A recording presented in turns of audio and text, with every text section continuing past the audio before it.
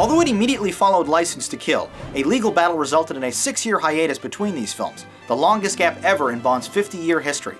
When the 17th 007 picture finally made its way to the screen in November of 1995, though, we were treated to an overhauled, modernized Bond universe with all new lead actors in most of the familiar roles.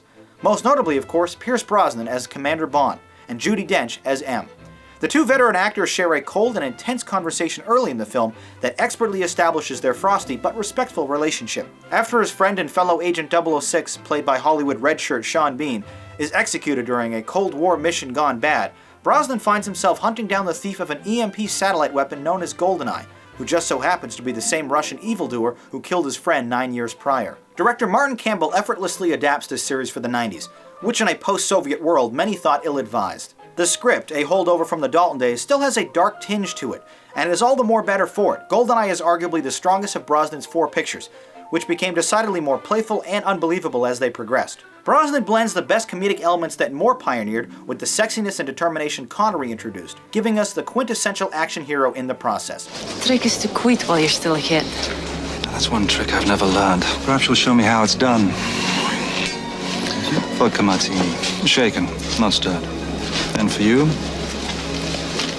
The same. How do you take it? Straight up, with a twist.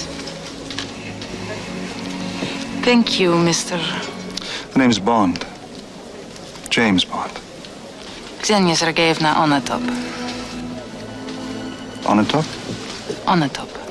The film opens with a spectacular cold open that introduces us to the new Bond, as he bungee jumps off a 700-foot dam in the Soviet Union and sneaks into a weapons facility before setting some bombs and narrowly escaping by driving a motorcycle off a cliff to catch a falling airplane. Why he doesn't just rappel off the dam is another question.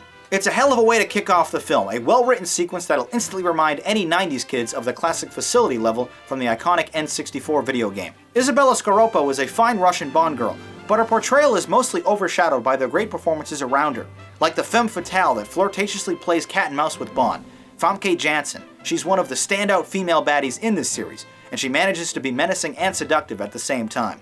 For his contribution as 006, Sean Bean is an absolute pro, equally matched to Bond's skills and talent.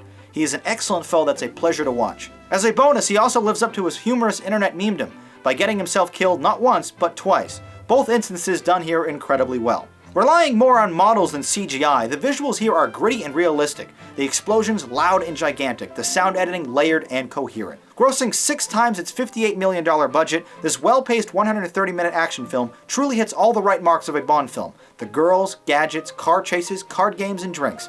Feeling at times, though, like a paint-by-numbers adventure more than anything else. GoldenEye. Formulaic execution, but memorable thrills. Now let's see what you had to say about Bond 17 in the YouTube comments.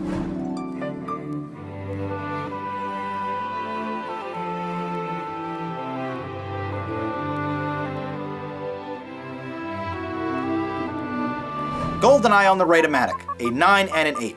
You praise Sean Bean as the bad guy here, who did a tremendous job fighting Bond at every step. You thought this was an awesome film.